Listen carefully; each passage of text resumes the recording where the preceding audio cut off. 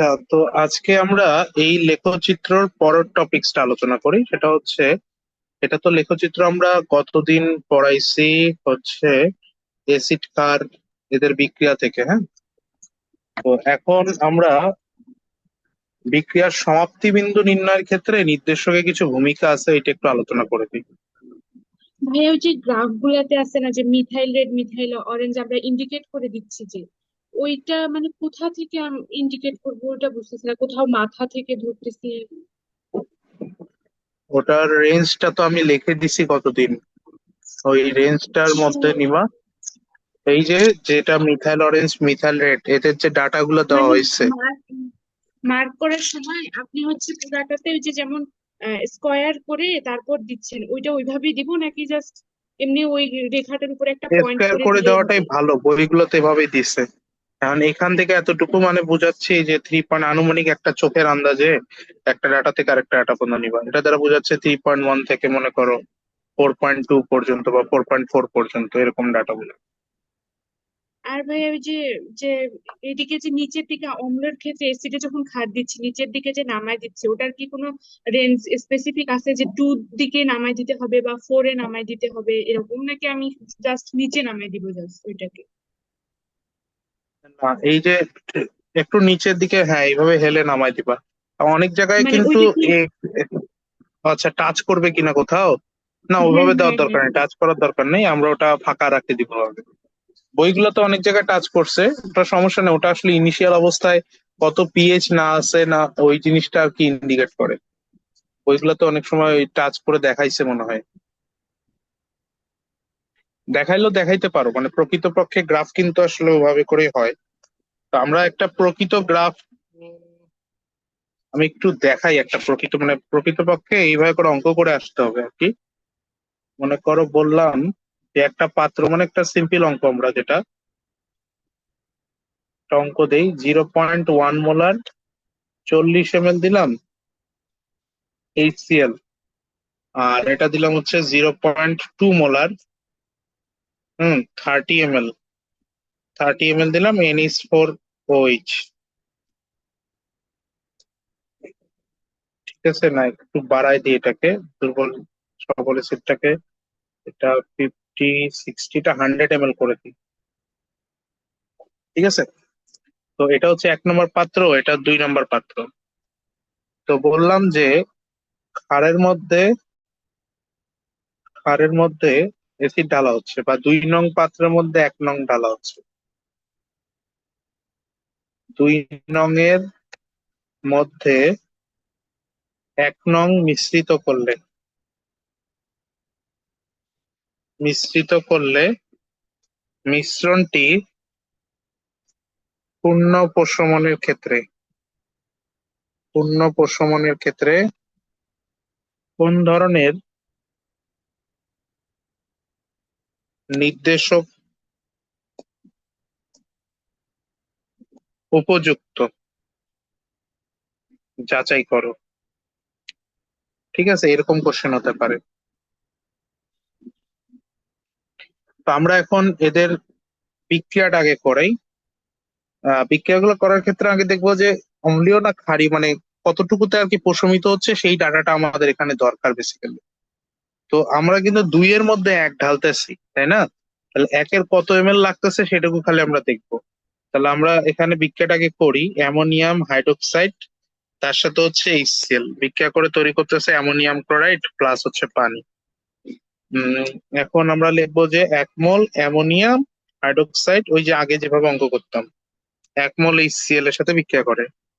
তো S1V1 of ammonium hydroxide অম্লমিথিক ক্ষারমিথিক ডিভাইড বাই S2V2 অফ হচ্ছে HCl 1/1। হ্যাঁ, তাহলে এখন এই NH4OH এর ক্ষেত্রে ডাটা গুলো কত কত আছে। এর ক্ষেত্রে ডাটা হচ্ছে S1 = 0.2 মোলার, আর V1 হচ্ছে 30 ml। আর আমরা HCl এর ক্ষেত্রে আমরা লিখবো হচ্ছে S2 হচ্ছে 0.1 মোলার, আর V2 ওয়াট, এই আয়তনটা দরকার আমাদের। তো 0.2 গুণন 30 ডিভাইড বাই 0.1 গুণন V2 আননোন ইকুয়ালস টু 1। তাহলে অতএব ভি টু ইকুয়ালস টু 30 গুণন 2। ঠিক আছে না? অতএব ভি টুর ভ্যালু হচ্ছে 60, তার মানে 60 ml দ্বারা ওকে প্রশমিত করতেছি। তাহলে বলতে হবে যে অতএব 0.1 মোলার HCl এর 60 ml কর্তৃক কর্তৃক NH4 OH এর সম্পূর্ণ দ্রবণকে প্রশমন করা যায়। সম্পূর্ণ দ্রবণকে প্রশমন করা যায়, এইটুকু আগে বলে দিলাম।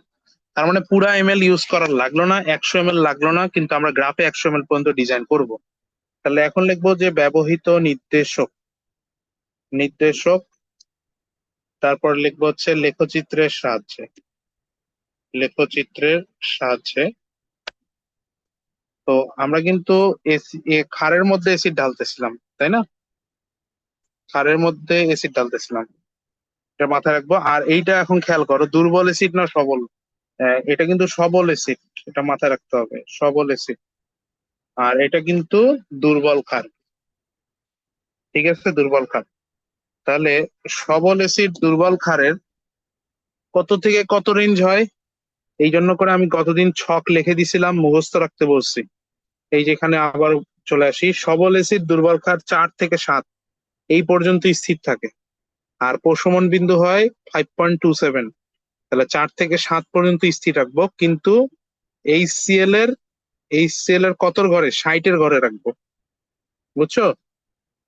তাহলে আমরা এখানে আনুমানিক ধরে নিই, 30-30 করে নিই, 30 ml নেই, এখানে নেই 60 ml, এখানে নেই হচ্ছে 90 ml, আর এখানে 100 ml পর্যন্ত। কারণ এইচসিএল আমার পাত্রে 100 ml আছে, আর নিচে লিখে দিব 0.1 মোলার HCl যোগ করা, এখানে ভি অফ ml বলবো।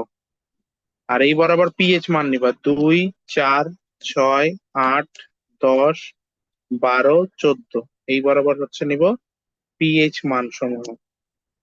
এখন আমরা 60-র ঘরে 60 বরাবর, কারণ HCl এর 60 ml দিয়ে ওকে পূর্ণ প্রশমন হয়েছে, 60-র ঘরে বরাবর 4 থেকে 7 পর্যন্ত একটা ফ্ল্যাট রেখা আর্ট করব। তাহলে 4 বরাবর একটা ডট দিলাম, আর একটা 8, 7 আনুমানিক এইরকম একটা সোজা রেখা টানবা। টানার পরে আগে যেহেতু ক্ষার ছিল, তাহলে এই যে এরকম করে আনুমানিক আনবা এভাবে, আর তারপরে এভাবে বাঁকে দিয়ে দিবা, ঠিক আছে? এখন এই জায়গাটায় সিলেকশনের জন্য আমরা জানি যে এর মধ্যে প্রশমন বিন্দু কততে, এই যে 5 এরকম একটা আনুমানিক সিলেক্ট করে দিবা। তাহলে পিএইচ হচ্ছে 5.27, নিরপেক্ষ বিন্দু, নিরপেক্ষ বিন্দু বলবো এটাকে। মানে ওই বিন্দুর আশেপাশের ডাটাগুলা মার্কিং করে দিবা। এই পুরা ডাটাটা এই পর্যন্ত, এর মধ্যে কে কে থাকে, মিথাইল অরেঞ্জ থাকে আর মিথাইল রেড থাকে। তাহলে লিখবা যে মিথাইল অরেঞ্জ আর একটা হচ্ছে মিথাইল রেড, এরা কার্যকর। তারপরে এদের মানগুলো বলে দিবা যে মিথাইল অরেঞ্জের কত আর মিথাইল রেড এর কত। একটা মনে হয় 3.1 থেকে কত দিছি, 4.2, আর 4.4 পর্যন্ত, তাই না? আর একটা হচ্ছে 3 পয়েন্ট তো না, ওটা হচ্ছে কত, 4.4 থেকে 6.3। একজনে 4.4 থেকে মনে হয় 6.3, আর একজন, আচ্ছা আমি একটু তাও আরেকবার দেখে নিই।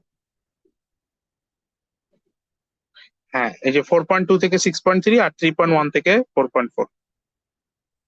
এই মানগুলো একটু মুখস্থ করে যাও পরীক্ষায়, কারণ তা নাহলে কিন্তু এইগুলোর উপরে কিন্তু নাম্বার আছে, মানে এই মানগুলো যদি মুখস্থ না লিখতে পারো তাহলে কিন্তু সমস্যা হয়ে যাবে।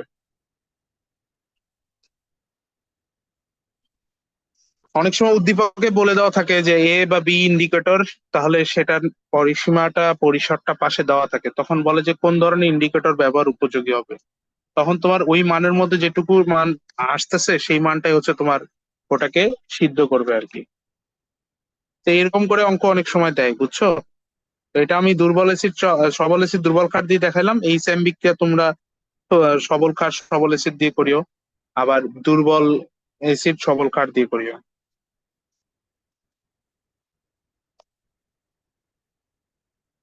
আচ্ছা, এখন আমরা যেটা আনবো সেটা হচ্ছে বিক্রিয়ার সমাপ্তি বিন্দু নির্ণয়ে, সমাপ্তি বিন্দু নির্ণয়ে নির্দেশকের ভূমিকা।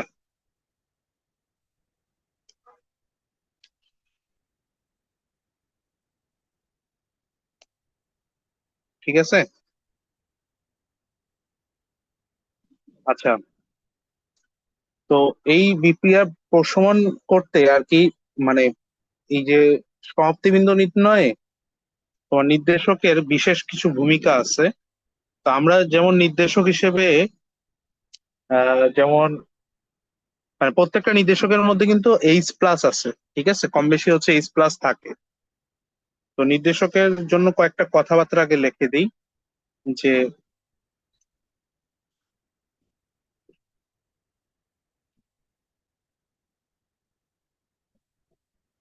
এটা হচ্ছে নির্দেশকটা সবসময় 2pH পরিসরে আর কি কাজ করে, 2pH পরিসরে কাজ করে থাকে।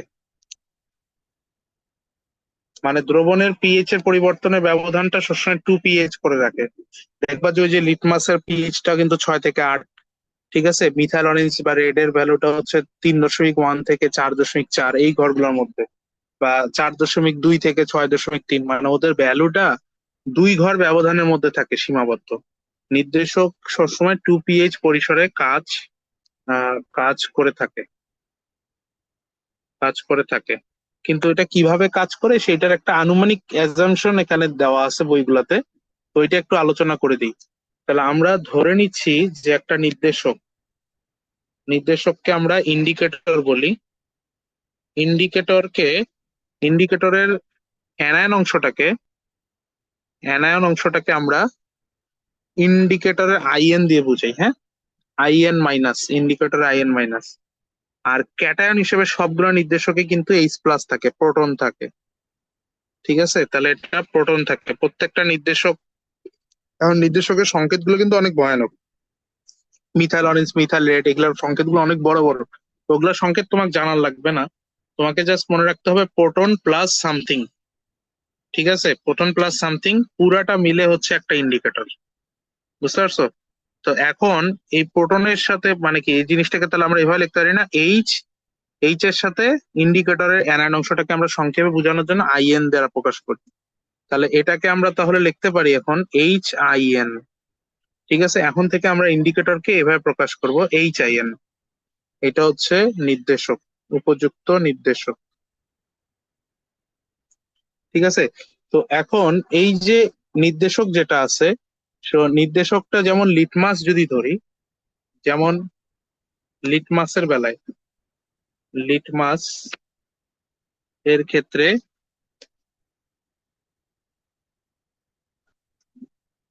তো আমাদের যদি HIN এর বর্ণটা লাল হয়ে থাকে, লাল হলে তাহলে এর অনুবন্ধীটার বর্ণ হবে, মানে যে কোনো একটা তোমার ইচ্ছে মতো লাল ধরতে পারো, তাহলে অন্যটাকে নীল ধরতে হবে। লাল হলে অনুবন্ধী যে আছে, অনুবন্ধী, এটাকে যদি অম্ল কাউন্ট করি, এটাকে অম্ল বললি, এইচ প্লাস থাকা মানে অম্ল, তাহলে এইচ প্লাস ত্যাগ করে অনুবন্ধী ক্ষার হয়েছে, অনুবন্ধী ক্ষার IN মাইনাস, এটাকে তখন আমরা অনুবন্ধী ক্ষার বলতেছি। আর এর বর্ণ যদি লাল হয়, হ্যাঁ, এর বর্ণ যদি লাল হয় তাহলে এর বর্ণটা হয়ে যাবে নীল, এরকম করে আমরা মুখস্থ ধরে নিব। তাহলে এখন থেকে আমরা মনে রাখবো যে আমরা এই যেহেতু এটা লিটমাস ধরতেছি, আবার মিথাইল অরেঞ্জ, মিথাইল রেড পড়ার সময় কিন্তু অন্য ব্যাখ্যা দিতে হবে। তখন আবার লাল আর হচ্ছে হলুদ, তাই না, ওই যে লাল হলুদ ছক লিখে দিছিলাম আমি, তখন একটাকে লাল ধরতে হবে, অন্যজনকে হলুদ ধরতে হবে। তা আমরা সবসময় লিটমাস দিয়ে পড়ার চেষ্টা করি, লিটমাসে আমাদের মুখস্থ রাখবো। তো এখানে যেটা হবে, এইচ ইন্ডিকেটর এ কি করবে, জলীয় দ্রবণে আদ্র বিশ্লেষিত হবে। আদ্র বিশ্লেষিত হইলে হাইড্রোনিয়াম আয়ন তৈরি করবে এবং হচ্ছে IN মাইনাস তৈরি করবে। তো এখন এটা কি করলো, এ হচ্ছে প্রোটন ত্যাগ করলো, এইচ প্লাস দান, আর এ কি করছে উপরেরটা এইচ প্লাস গ্রহণ, ঠিক আছে না? আচ্ছা, তাহলে এইচ প্লাস যে ত্যাগ করে সে কি অ্যাসিড না? তাহলে এটাকে আমরা অ্যাসিড বলতে পারি, ব্রনস্টেড লাউরি মতবাদ অনুসারে অ্যাসিড। আর এটা ক্ষার।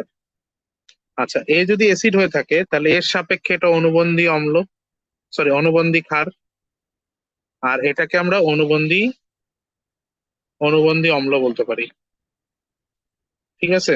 তা আমাদের এখন কাজ হচ্ছে এই এই পাশের HN HIN কে নেওয়া, এটা হচ্ছে অ্যাসিড, আর ওপাশে কে তৈরি হচ্ছে, আইএন মাইনাস হচ্ছে, এটা তার অনুবন্ধী ক্ষার। তাহলে এটা যদি আমার এখানে লাল বর্ণ ধারণ করে, তাহলে এদিকে ও যায় নীল বর্ণ ধারণ করবে। বুঝতে পারতেছো কি?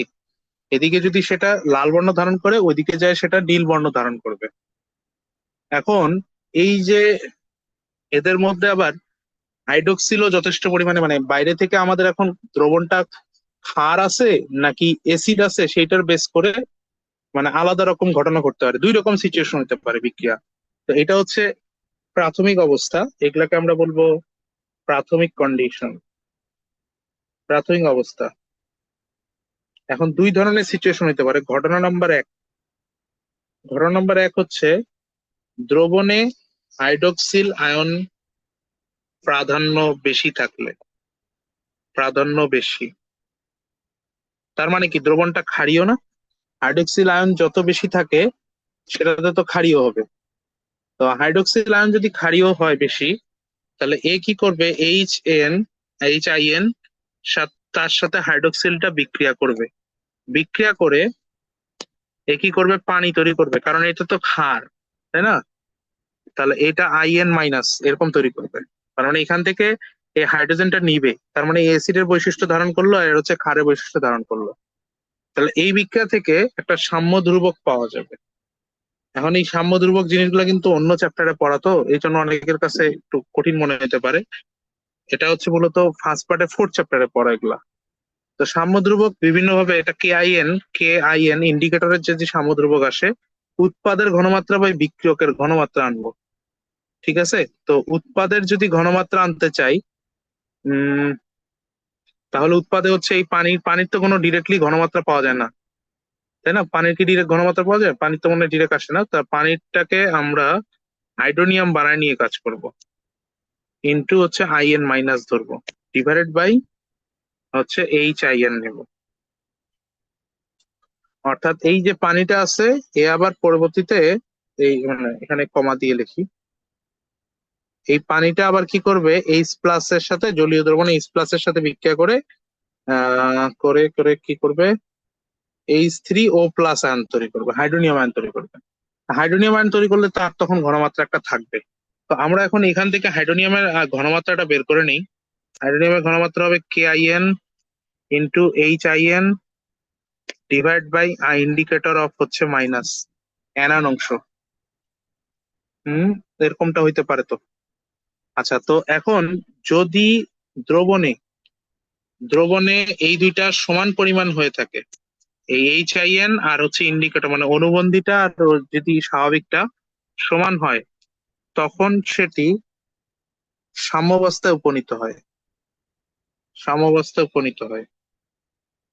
সাম্যাবস্থায় উপনীত হইলে তাহলে H3O+ এর ঘনমাত্রার ভ্যালু হবে KIN ইন্টু 1/1, তাই না? বা এটা কাটাকাটি যাবে আর কি, এটা পুরোপুরি ওই ভ্যালুটা তখন সমান হয়ে যাচ্ছে আর কি। তাহলে হাইড্রোনিয়ামের ঘনমাত্রাটা পুরোপুরি H3O+ এর যে ঘনমাত্রাটা, সেটা হচ্ছে KIN হবে। তাহলে ইন্ডিকেটরের বিয়োজন ধ্রুবকের সমান। এখন তোমার যদি এই পাশে হাইড্রোনিয়ামের ঘনমাত্রাটা H3O+, এর ভ্যালুটা আর হচ্ছে KIN, উভয়কে যদি মাইনাস লগ দ্বারা গুণ করো, তাহলে H3O+ মাইনাস লগের ভিতরে KIN ইন্ডিকেটর, তাহলে এটা হচ্ছে PKIN আসবে, আর এদিকে হবে পিএইচ চলে আসবে। তাহলে দ্রবণের পিএইচটা তোমার হবে PKIN থেকে, তোমার PKIN এর সমান হবে। তো প্রত্যেকটা ইন্ডিকেটরে কিন্তু একটা নির্দিষ্ট পিকেআইএন থাকে, ঠিক আছে? তার সে পিকেআইএনটা দুইয়ের মধ্যে সে উঠানামা করতে পারে। এখন দুইয়ের মধ্যে কিভাবে উঠানামা করতে পারে? দুইয়ের মধ্যে উঠানামা করতে হলে তোমাকে এই যে উপরের ভ্যালুটা আর নিচের ভ্যালুটা 10 গুণ এদিক সেদিক হইতে হবে, ঠিক আছে? তো 10 গুণ যদি এদিক সেদিক হইতে হয়, তাহলে আমরা এইভাবে করে লিখতে পারি যে যখন যখন হচ্ছে আমাদের উপরে কত ছিল, উপরে এইচ আই এন না, আর নিচে হচ্ছে ইন্ডিকেটর।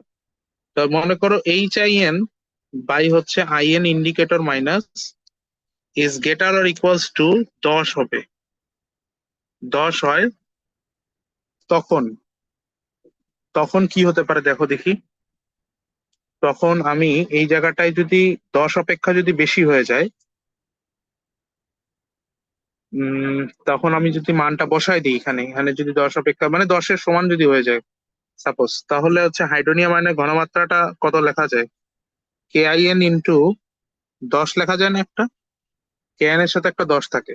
তাহলে এখন যদি মাইনাস লগের ভিতরে হাইড্রোনিয়াম আয়নের ঘনমাত্রা আনি, তাহলে মাইনাস লগের ভিতরে KIN থাকবে, আর মাইনাস লগের ভিতরে 10 থাকবে।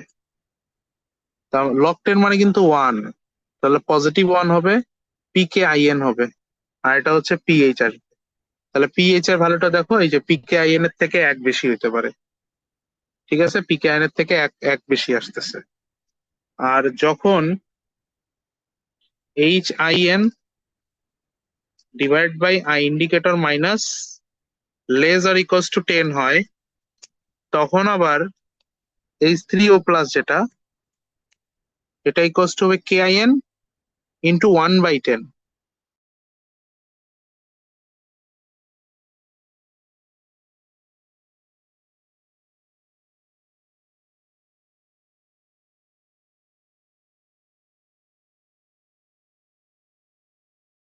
KN হবে মাইনাসে মাইনাসে প্লাস হয়ে যাচ্ছে, প্লাস লগের ভিতরে 10। প্লাস লগ 10 মানে হচ্ছে মাইনাস পি, মাইনাস এততে না? ভুল নাকি?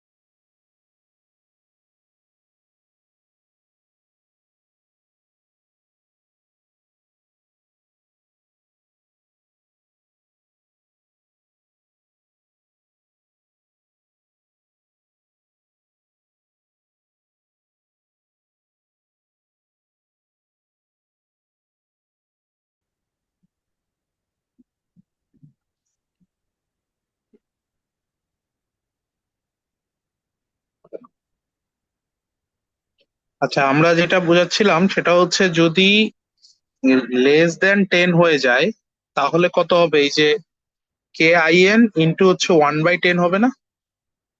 এই ভ্যালুটা কিন্তু 1/10 হয়ে যাচ্ছে। তো এখন তাহলে এটা এটা আসলে 1/10 এর থেকে ছোট ধরলে ভালো হয়। হ্যাঁ, 1/10 এর থেকে ছোট ধরলে তাহলে এখানে 1/10 লিখতে পারি। এখন KIN ইন্টু 1/10, এই জায়গাটায় তাহলে উভয় পাশে মাইনাস লিখে দাও। মাইনাস লিখলে তাহলে কত আসতেছে? আগেরটাতে হচ্ছে মাইনাস লগ 10 না? পিকে, এটা লগ 10।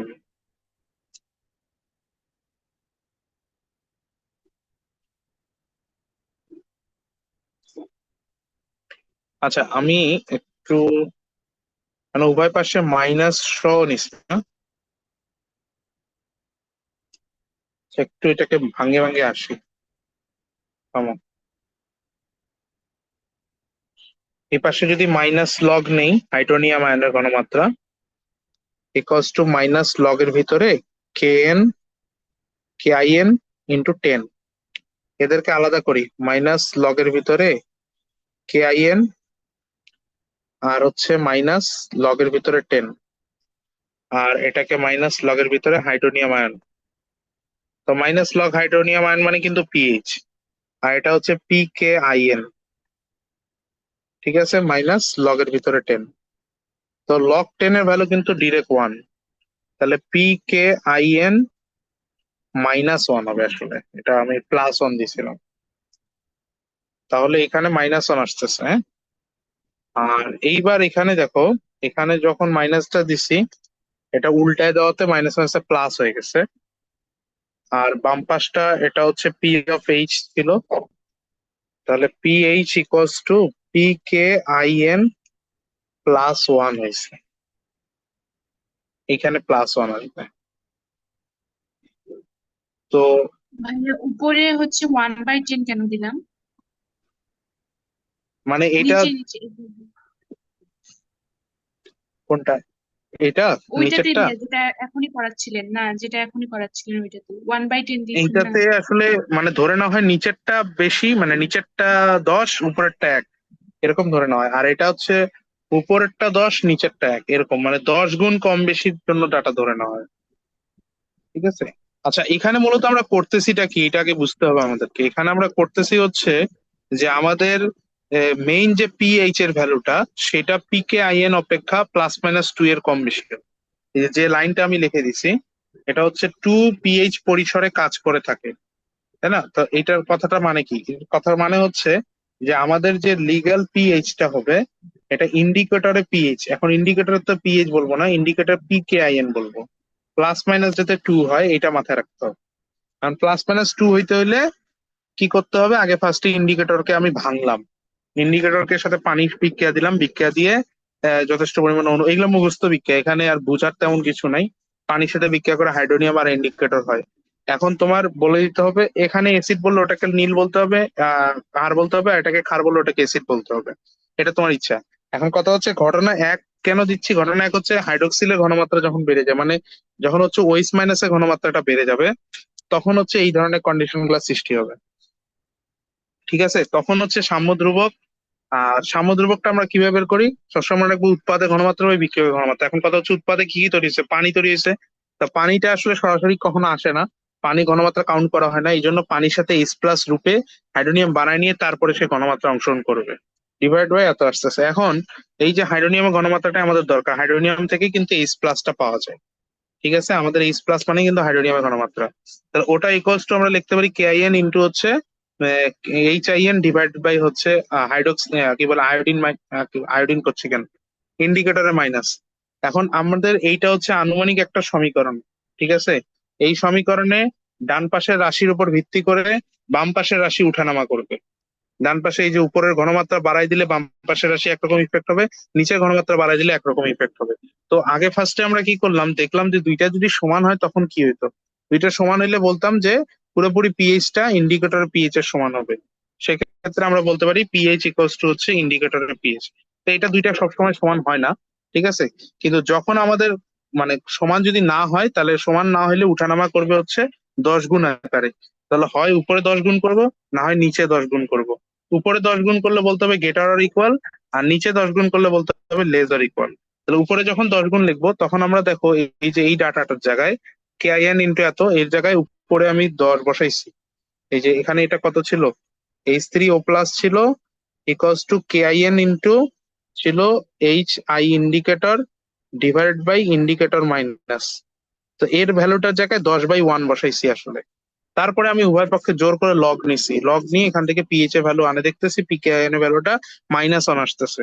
অনুরূপ ভাবে আমি যদি ওই ভ্যালুটার জায়গায় 1/10 বসাই, তাহলে মাইনাস লগ নিয়ে দেখতেছি হচ্ছে পিএইচ এর ভ্যালুটা পিকেআইএন অপেক্ষা +1 আসে।